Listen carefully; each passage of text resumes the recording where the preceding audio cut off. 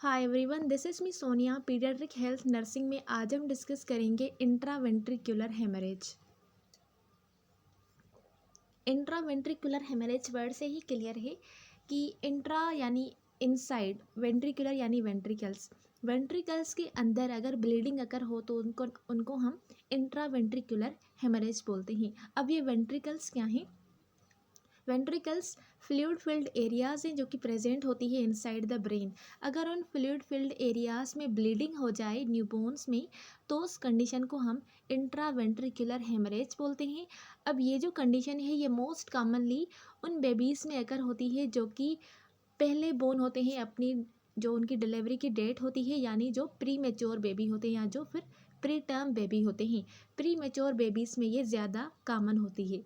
Again इसको other words में हम डिफाइन करें तो इंट्रावेंट्रिकुलर हेमरेज को हम इंट्राक्रेनियल हेमरेज भी बोलते हैं, जो कि ओरिजिनेट होती है इन द पेरीवेंट्रिकुलर सब एपिंडाइमल जर्मिनल मैट्रिक्स।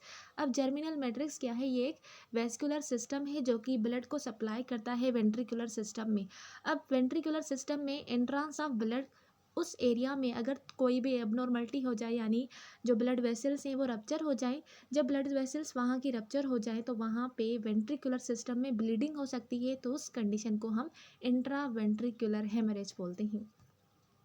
तो ये डायग्राम है इंट्रावेंट्रिकुलर हेमरेज का, जिसमें आप ये लेटरल वेंट्रिकल्स देख रहे हैं ब्रेन के। अब यहाँ पर इस डायग्राम में हम देख रहे हैं कि वेंट्रिकल्स के अंदर ब्लीडिंग हुई है। ओके, बेबी के अंदर जो ये वेंट्रिकल्स है, इन वेंट्रिकल्स के अंदर ब्लीडिंग हुई है, तो सिंपली इस कंडीशन को हम इंट्रावेंट्रिकुलर हेमरेज बोलते हैं। काजेस की बात करें तो कौन से काज हो सकते हैं और कौन रिस्क पर हो सकते हैं इंट्रावेंट्रिकुलर हेमरेज के साथ, और उसके साथ साथ कौन सी कंडीशंस हो सकती हैं। तो infant born more than 10 weeks early. अब वो इन्फेंट्स जो अपनी उनकी डेट थी डिलीवरी की उससे 10 वीक 10 वीक्स पहले बोर्न हुए हैं, या फिर इससे ज़्यादा अगर कोई बेबी जो इन्फेंट है वो पहले बोर्न हुआ है, तो वो ज़्यादा रिस्क पर होता है ब्लीडिंग के लिए। So the smaller and the more pre mature, जितना वो स्मॉलर होगा, जितनी उसकी गेस्टेशन एज स्मॉल होगी, उतना ज़्यादा वो प्री मेच्योर इन्फेंट होगा। जितना ज़्यादा वो प्री मेच्योर होगा उतना ज़्यादा ही उसको इंट्रावेंट्रिकुलर हेमरेज का रिस्क होगा, क्योंकि इसमें क्या होता है, जो ब्लड वेसल्स होती हैं प्री मेच्योर इन्फेंट में वो फुल्ली डेवलप नहीं होती, और ये ज़्यादा क्या होती हैं, वीक होती हैं और वेरी फ्रेगिल होती हैं। जब वो फ्रेगिल होगी तो इससे वो ईजिली क्या है, रप्चर हो सकती हैं। रप्चर होने के बाद वहाँ पर ब्लीडिंग हो सकती है। सो जो ब्लड वेसल्स होती हैं जर्मिनल मैट्रिक्स की और ब्रेन की, वो स्ट्रोंगर होती है लास्ट 10 वीक्स ऑफ प्रेगनेंसी। लेकिन जो बेबी है वो 10 वीक्स से पहले बोर्न हुआ, तो अब तो ब्लड वेसल्स वीक होंगी, क्योंकि वो स्ट्रॉन्ग ही कब होती है, लास्ट 10 वीक्स ऑफ प्रेगनेंसी में अगर होती है। तो इंट्रावेंट्रिकुलर हेमरेज जो कि मोस्ट कॉमन होता है प्री मेच्योर बेबीज़ में, उनके साथ साथ कौन सी कंडीशंस हो सकती है? तो पहले है हमारे पास रेस्पिरेटरी डिस्ट्रेस सिंड्रोम, जिसमें सर्फेक्टेंट डिक्रीज होता है। अब ये सर्फेक्टेंट भी हमें पता है कि लास्ट वीक्स ऑफ प्रेगनेंसी में प्रोड्यूस होता है, लेकिन बेबी पहले बोर्न हुआ है तो उसमें सर्फेक्टेंट की डेफिशिएंसी होगी, जिसकी वजह से रेस्पिरेटरी डिस्ट्रेस सिंड्रोम होगा। तो इंट्रावेंट्रिकुलर हेमरेज के साथ साथ उस बेबी में रेस्पिरेटरी डिस्ट्रेस सिंड्रोम भी होगा, जिसकी वजह से ब्रेन की तरफ प्रॉपर अमाउंट में ऑक्सीजन नहीं जा पाएगी। जब वहाँ पर अगेन ऑक्सीजन नहीं जाएगी तो अगेन ब्रेन डेथ हो सकता है। अनस्टेबल ब्लड प्रेशर होगा, और अदर मेडिकल कंडीशन जो कि प्री मेच्योर बेबीज़ में हो सकती है वो भी इसके साथ साथ हो सकती है। सो द प्रॉब्लम में आल्सो अकर इन अदरवाइज जो हेल्दी बेबीज़ होती हैं जो कि पहले बोर्न हुए होते हैं उनमें भी हो सकता है, लेकिन जो फुल टर्म बेबीज़ होते हैं उनमें ये रेयरली डेवलप होता है। इंट्रावेंट्रिकुलर हेमरेज रेयरली अकर होता है फुल टर्म बेबीज़ में, यानी जो अपनी पूरी गेस्टेशन एज है उनने पूरा किया हुआ है। पैथोफिजियोलॉजी की बात करें तो इंट्रावेंट्रिकुलर हेमरेज प्राइमरली काज होती है destabilising changes in cerebral blood flow, यानी जो सेरिब्रल ब्लड फ्लो है उसमें चेंजेस हो जाए, और जो जर्मिनल मैट्रिक्स है उनका जो मैक्रोवेस्कुलर सिस्टम है वो डैमेज हो जाए, उसको इन्फ्लेक्ट करती है। तो जब वो डैमेज हो जाए तो उसके क्या होगा, ब्लड वेसल्स रप्चर हो जाएंगी और ब्लीडिंग हो सकती है। एम्ब्रियोलॉजिकली बात करें तो जर्मिनल मैट्रिक्स ये सोर्स होते हैं न्यूरॉन्स और ग्लियल सेल्स की प्रोडक्शन के लिए, और ये मेनली एक्टिव होती है between 8 to 28 week of gestation. Okay, तो जर्मिनल मैट्रिक्स पैथोजेनेसिस में बात करें तो जर्मिनल मैट्रिक्स वीकली सपोर्टेड होती है और ये हाईली वेस्कुलराइज होती है। हाईली वेस्कुलराइज यानी ब्लीडिंग, जो ब्लड है वहाँ पर सर्कुलेशन वो ज़्यादा है, ब्लड वेसल्स ज़्यादा हैं। तो अगर वहाँ पर जो ब्लड वेसल्स हैं वो डैमेज हो जाएं तो ब्लीडिंग हो सकती है। सो ये जर्मिनल मैट्रिक्स लोकेटेड होती है between caudate nucleus and thalamus. Caudate nucleus और थैलेमस के बीच में जर्मिनल मैट्रिक्स प्रेजेंट होती है और इस ब्लड वेसल्स को अदर वर्ड्स में हम वाटरशेड जोन भी बोलते हैं, जो कि ज़्यादा प्रोन होती है हाइपोक्सिक इस्कीमिक इंजरी के लिए। अब हाइपोक्सिक इस्कीमिक इंजरी भी हो सकती है क्योंकि ये प्री मेच्योर बेबीज़ हैं तो रेस्पिरेटरी डिस्ट्रेस सिंड्रोम हो रहा है जिसकी वजह से ऑक्सीजन कम जा रही है।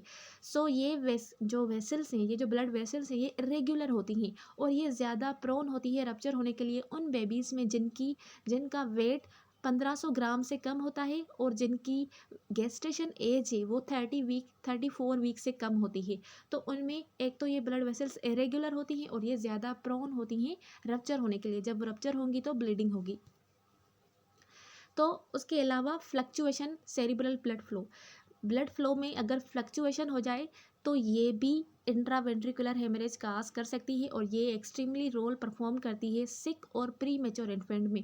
एक तो वो सिक है और उसके साथ साथ वो प्री मेच्योर इन्फेंट है, तो उनमें अगर सेरिब्रल ब्लड फ्लो फ्लक्चुएट हो रहा है तो उसकी वजह से हो सकता है जैसे कि suddenly systemic blood pressure increase हो गया है तो वो इंक्रीज करता है सेरिब्रल सर्कुलेशन को, जिसकी वजह से जो जर्मिनल मैट्रिक्स की वेसल्स हैं वो भी रप्चर हो सकती हैं।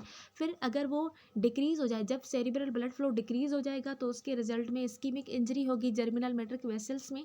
और अगेन फिर से जब रीपरफ्यूजन होगी यानी फिर से जब ब्लड प्रेशर इंक्रीज होगा तो उन जो ब्लड वेसल्स में जहाँ पर ब्लड नहीं आ रहा था फिर से उनमें ब्लड आएगा। जब फिर से उनमें ब्लड आएगा तो वो रप्चर हो जाएगी। सो रप्चर ऑन रीपरफ्यूजन। तो इस तरह से ये ब्लीडिंग होती है वेंट्रिकुलर सिस्टम में, तो इसको हम इंट्रावेंट्रिकुलर हेमरेज बोलते हैं। उसके बाद है हमारे पास ग्रेड्स। इंट्रावेंट्रिकुलर हेमरेज को हमने क्लासीफाई किया हुआ है ग्रेड्स में। तो हमारे पास 4 ग्रेड्स होते हैं। इन ग्रेड नंबर 1 में जर्मिनल मैट्रिक्स इन्वॉल्व होती है। तो ये डायग्राम से हमारे पास ग्रेड 1 में क्या होता है, जो जर्मिनल मैट्रिक्स से सिर्फ वहाँ पर ब्लीडिंग होती है, वहाँ पे जो ब्लड वेसल्स होती हैं वो रप्चर होती है जिसकी वजह से ब्लीडिंग अकर होती है। सो ब्लीडिंग नियर वेंट्रिकल्स, अभी वेंट्रिकल्स में नहीं हुई है, सिर्फ जर्मिनल मैट्रिक्स में ब्लीडिंग हुई है। ओके, सेकंड ग्रेड है ब्लीडिंग, इसमें इंट्रावेंट्रिकुलर हेमरेज होती है लेकिन इसमें वेंट्रिकुलर डायलेशन अकर नहीं होती। इस जो ग्रेड 2 है इसमें ब्लड वेंट्रिकल्स के अंदर प्रेजेंट होता है। ओके, लेकिन यहाँ पर आप वेंट्रिकल्स देख रहे हैं वो नॉर्मली, उसकी जो साइज़ पहले थी अब भी उसकी साइज़ सेम ही है, वो इनलार्ज नहीं हुए, उसमें डायलेशन अकर नहीं हुई। ग्रेड 3 में इंट्रावेंट्रिकुलर हेमरेज के साथ साथ वेंट्रिकुलर डायलेशन भी होती है।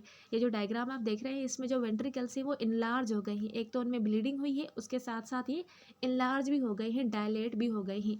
देन ग्रेड 4 में क्या होता है, इंट्रावेंट्रिकुलर हेमरेज के साथ साथ वेंट्रिकुलर डायलेशन भी होती है लेकिन इसमें पेरेनकाइमल इन्वॉल्वमेंट भी होती है। पेरेनकाइमल इन्वॉल्वमेंट यानी ब्रेन का जो टिश्यूज़ हैं, ब्रेन के टिश्यूज़ में भी वेंट्रिकल के साथ साथ ब्लीडिंग होती है जिसमें enlarge ventricles with blood in the brain tissues.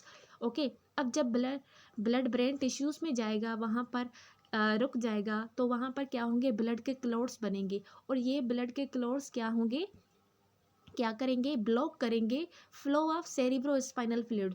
जो सेरिब्रो स्पाइनल फ्लूइड का फ्लो होता है वेंट्रिकुलर सिस्टम से, वहाँ पर क्लोट बनकर उनको क्या करेंगे, उनका जो रास्ता है उसको बंद कर देंगे। जब वो क्लोज हो जाएगा, ब्लॉक हो जाएगा रास्ता, तो जो नॉर्मली फ्लूइड ट्रेवल करता है ब्रेन से, सेरिब्रो स्पाइनल फ्लूइड ट्रेवल करता है वो बॉडी से बाहर नहीं ड्रेन होगा यानी नीचे ड्रेन नहीं होगा, तो वो ब्रेन में जमा हो जाएगा। जब ये ब्रेन में जमा हो जाएगा, ज़्यादा अमाउंट में इंक्रीज फ्लूइड हो जाएगा ब्रेन में, तो उस कंडीशन को हम हाइड्रोसेफलस बोलते हैं। तो इंट्रावेंट्रिकुलर हेमरेज में लेट कॉम्प्लिकेशंस हाइड्रोसेफलस भी होती है। ओके, सिम्टम्स की बात करें तो जो सिम्टम मोस्ट कॉमन अकर होती है प्री मेच्योर इन्फेंट्स में होती है, उनमें ही हमारे पास ब्रीथिंग पास, एक तो उनमें सर्फेक्टेंट की कमी है और ऊपर से जो ब्रेन है जो कि कंट्रोल करता है पूरे सिस्टम को, उसमें भी ब्लीडिंग हुई है, तो उनमें ब्रीथिंग पास जिसको हम एपनिया बोलते हैं वो हो सकते हैं। ब्लड प्रेशर और हार्ट रेट चेंजेस हो सकता है क्योंकि ये प्री मेच्योर है। उनके मसल टोन डिक्रीज होंगे, रिफ्लेक्सेस डिक्रीज होंगे, एक्सेसिव स्लीप होगी उनकी और लेथार्जिक फील करेंगे बेबीज़। उसके अलावा उनका जो सकिंग पावर है वो वीक होगा, और ब्रेन में हमें पता है जब कोई एबनॉर्मल एक्टिविटी होती है तो उसके साथ साथ सीजर हो सकते हैं और अदर एबनॉर्मल मूवमेंट हो सकती है। तो ये वो सारे साइन और सिम्टम्स हैं जो कि इंट्रावेंट्रिकुलर हेमरेज वाले बेबी में हो सकती हैं। एग्जामिनेशन और टेस्ट की बात करें तो जो भी बेबीज़ 30 वीक्स से पहले बोर्न हुए होते हैं उनके लिए अल्ट्रासाउंड मस्ट होता है। उनके हेड का हम अल्ट्रासाउंड करते हैं कि कहीं उनमें इंट्रावेंट्रिकुलर हेमरेज तो नहीं हुई। और उसके अलावा ये जो टेस्ट है ये लाइफ के फर्स्ट और सेकंड डेज में होती है। और अगर बेबीज़ 34 वीक ऑफ उनकी जो गेस्टेशन एज है वो 30 to 34 है, उनके बीच में भी अगर वो बोर्न हुए हैं तो उनके लिए भी हम अल्ट्रासाउंड स्क्रीनिंग करवाते हैं अगर उनमें कोई भी सिम्टम हमें मिलता है तो सेकंड स्क्रीनिंग जो होती है अल्ट्रासाउंड की वो भी डन होती है around the time the baby was originally expected to born. यानी जो बेबी है जिसकी एक्सपेक्टेड डेट थी कि इस डेट पर वो बोर्न होगा लेकिन उससे पहले वो बोर्न हो गया है, तो जो उसकी एक्सपेक्टेड डेट थी उस पर भी हम इसकी स्क्रीनिंग करवाते हैं टू फाइंड एनी साइन और symptoms of intraventricular haemorrhage. Then treatment की बात करें तो there is no way to treat और स्टॉप ब्लीडिंग जो कि एसोसिएट है इंट्रावेंट्रिकुलर हेमरेज के साथ, लेकिन जो हेल्थ केयर प्रोफेशनल्स हैं, हेल्थ केयर टीम है, वो ट्राई कर रही है टू कीप द बेबी और कीप द इन्फेंट स्टेबल और उसकी जो सिम्टम्स हैं उनको ट्रीट कर रही है, जैसे कि ब्लड ट्रांसफ्यूजन हो गया और उसके अलावा ब्लड प्रेशर को जो कि ब्लड प्रेशर को और ब्लड के काउंट को इम्प्रूव करती है। और अगर इंट्रावेंट्रिकुलर हेमरेज के बाद हाइड्रोसेफलस हो रही है जिसमें ब्रेन के अंदर फ्लूइड जमा हो जाता है, तो इस कंडीशन में क्या करते हैं, जब फ्लूइड ब्रेन के अंदर बिल्ड हो जाता है तो इससे क्या होता है, ब्रेन का प्रेशर इंक्रीज हो जाता है। तो इससे लिए हम एक प्रोसीजर जिसको हम स्पाइनल टेप या फिर लंबर पंक्चर बोलते हैं, ये स्पाइनल टेप प्रोसीजर करते हैं। अब इस स्पाइनल टेप का क्या काम होता है, इसमें जो फ्लूइड जमा हो गया है ब्रेन में उसको हम ड्रेन करते हैं। जब उस फ्लूइड को हम ड्रेन करेंगे तो उससे क्या होगा, जो प्रेशर है ब्रेन का वो भी रिलीव होगा। अगर ये हेल्प कर रहा है तो ठीक है, अगर नहीं कर रहा तो हम सर्जरी करते हैं। सर्जरी में एक ट्यूब प्लेस करते हैं जिसको हम शंट बोलते हैं। अब इस शंट का काम होता है कि ये क्या करता है, ब्रेन में जो फ्लूइड जमा हो गया है उसको ड्रेन करता है। जब वो ड्रेन हो जाता है तो ब्रेन का प्रेशर डिक्रीज हो जाता है। प्रिवेंशन की बात करें तो हम इसको किस तरह से प्रिवेंट कर सकते हैं, तो पहले तो हम उन वुमेन्स को देखेंगे, उन प्रेग्नेंट वुमेन को देखेंगे जो कि ज़्यादा रिस्क पर है बेबी को पहले डिलीवर करने के लिए। ओके, तो जो ज़्यादा रिस्क पर है बेबी को पहले डिलीवर कर रही हैं, उनकी एज नहीं हुई डिलीवर करने की, तो उस उन वुमेन्स को हम मेडिसिन्स प्रोवाइड करेंगे कॉर्टिकोस्टेरॉइड्स। अब ये कॉर्टिकोस्टेरॉइड्स क्या करते हैं, बेबी के इंट्रावेंट्रिकुलर हेमरेज के रिस्क को डिक्रीज़ करते हैं, रिड्यूस करते हैं। और some women who are on medicine जो कि मेडिसिन्स पे है और उनकी जो ब्लीडिंग रिस्क है वो अफेक्ट हो रही हैं, तो उनको भी हम डिलीवरी से पहले विटामिन के देंगे जिसमें जो ब्लीडिंग है वो डिक्रीज़ होगी उनकी। और pre mature babies whose umbilical cord are not clamped right away have less risk for intraventricular hemorrhage। अब वो प्रीमेच्योर बेबीज़ जिनका जो अम्बलाइकल कार्ड है वो ठीक से क्लैम्प नहीं किया हुआ राइट वे में, तो वो लेस रिस्क पर होते हैं इंट्रावेंट्रिकुलर हेमरेज में। और premature babies who are born in a hospital with NICU and do not have to be transported after birth also have less risk. अगर वो प्रीमेच्योर बेबीज़ जो कि हॉस्पिटल में प्रेजेंट है और नियोनेटल इंटेंसिव केयर यूनिट में present है तो वो भी उनमें भी इंट्रावेंट्रिकुलर हेमरेज के जो रिस्क है वो डिक्रीज़ होते हैं, क्योंकि हर वक्त जो डॉक्टर्स हैं उनको मॉनिटर करते रहते हैं। तो this was the whole about intraventricular haemorrhage.